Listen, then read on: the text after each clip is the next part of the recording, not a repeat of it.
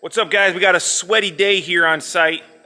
Sweaty because it's going to be like heat index 100 and something. The humidity is ridiculous. We are going to start our ceiling, and the first thing that we got to do is on a 120-foot long building, we're going to get a nice tight string line to mark the edge of our very first sheet off the peak. Remember, this is a raised cord, so we've got that pitched peak in the middle.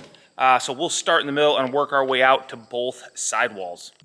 So what we've done is we've come off of our peak, the distance from the center of our good rib to the edge of our siphon over here, which is 37¼ inches. We made a nice little mark, and then we put a string line, which definitely has to be pretty tight because it's going to run the 120-foot length of the building. And now we'll come through and we'll mark, we'll just use our square, we'll mark every truss set right where that string is, so that our first sheet edge can be right where it's supposed to be. But we got our first 2 runs of plastic up, and typically we run 1 run of plastic with 1 run of steel. Our stagger runs are always 3 sheets, and that's basically because our scissor lift here is wide enough that we can go down the length of the building running 3 sheets, or 9 foot worth of steel. Look at that, our first run of steel is done. It looks so small. That's because, I mean, the building's 80 foot wide, and that run of metal is only 9 foot wide. Crazy thing is, when you look at this run of steel, that just took Greg and I don't know, maybe, what'd you say, Greg, 45 minutes maybe? I don't know, I didn't look at the time. But that's basically the same amount of steel that gets ran on a 30 by 40 ceiling, Greg. So we just put up a 30 by 40 ceiling in no time. Felt like forever though, didn't it? The amount of complaining that was done.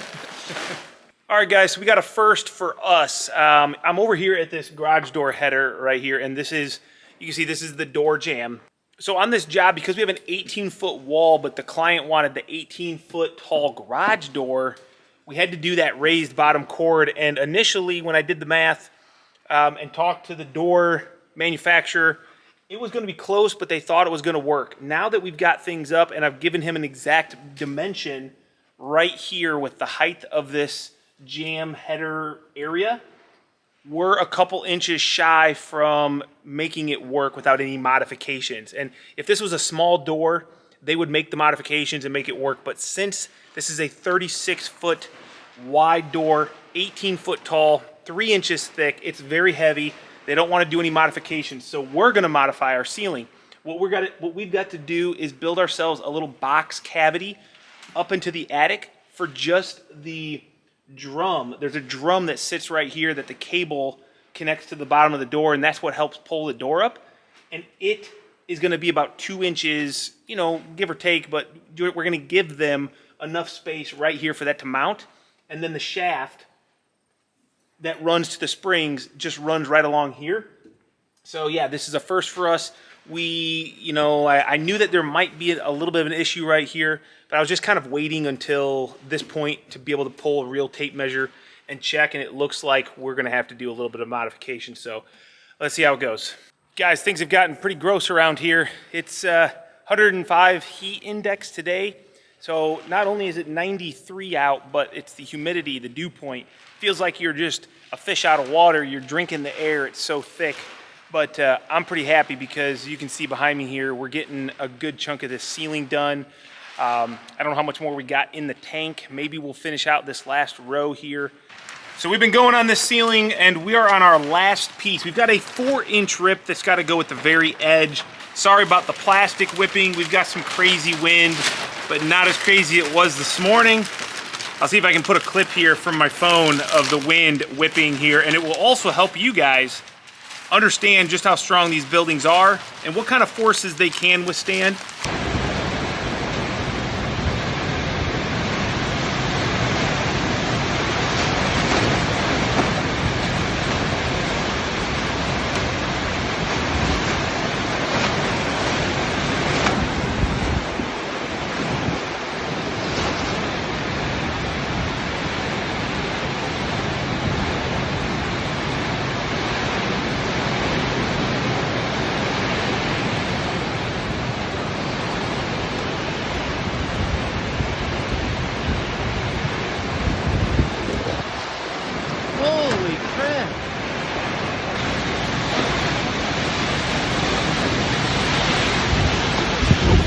Supposedly, the wind was recorded at 113 miles per hour, just a few miles from where we're at.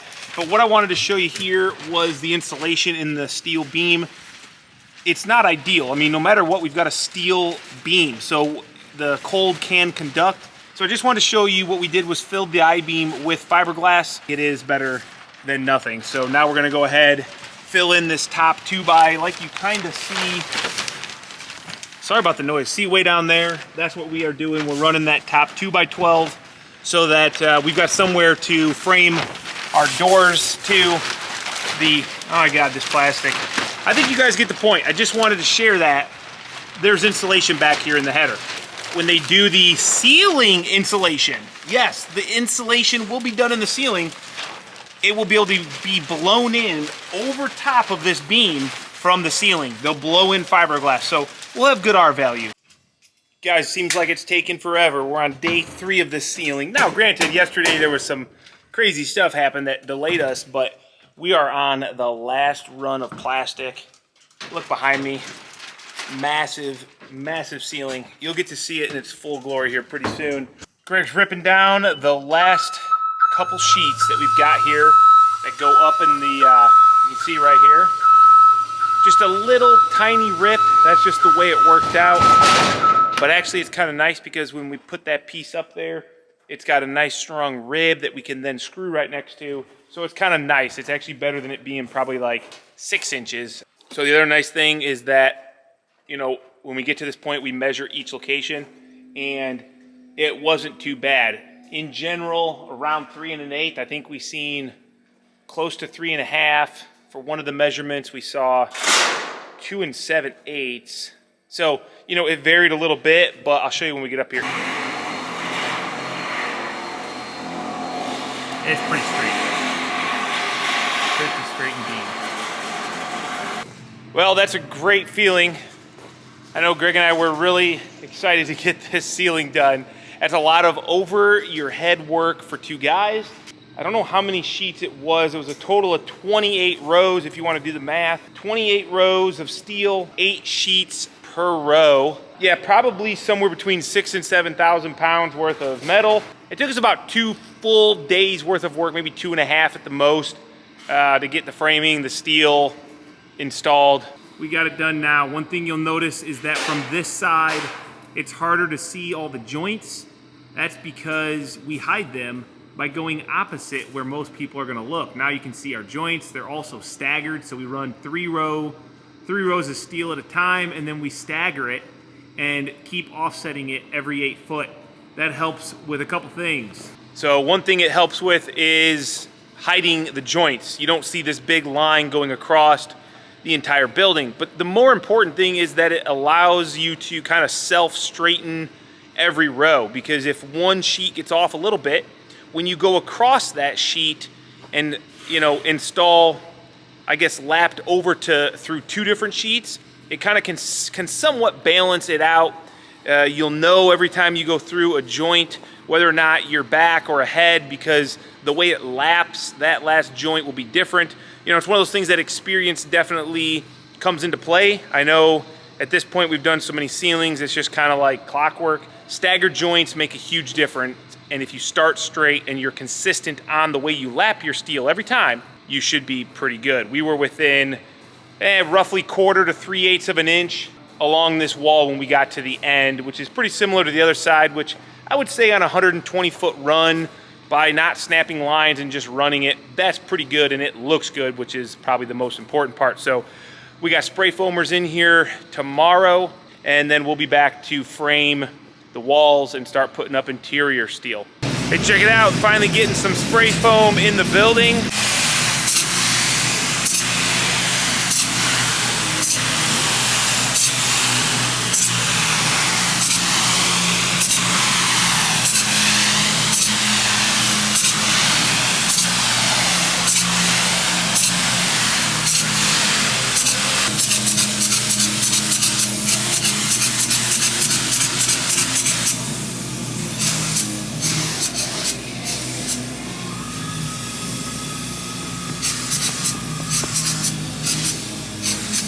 So we've wrapped up the interior framing on our walls. The spray foam is done.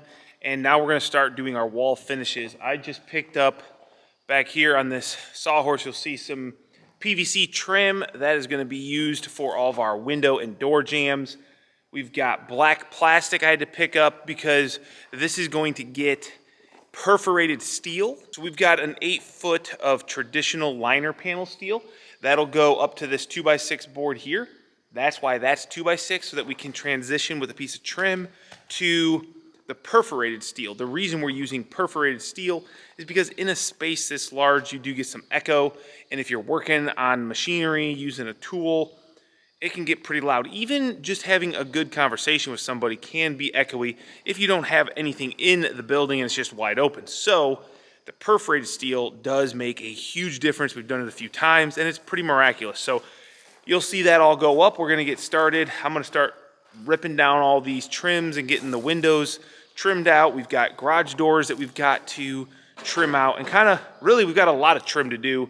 Today our metal supplier is going to be delivering our base trim, so we can't really put any steel up until the base trim's here, but we can do a lot of prep work, so let's get into it.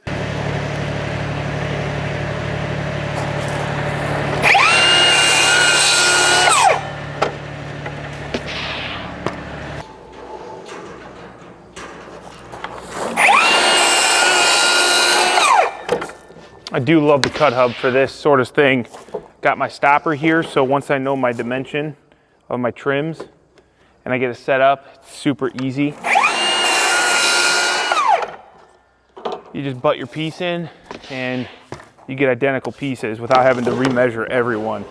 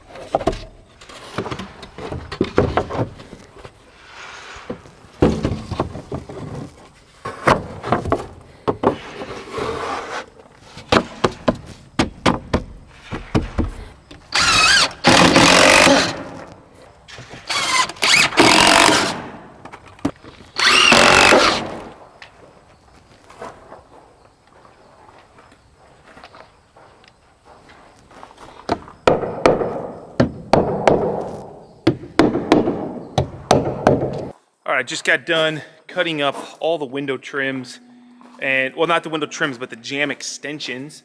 And I got this one done here using the plug system.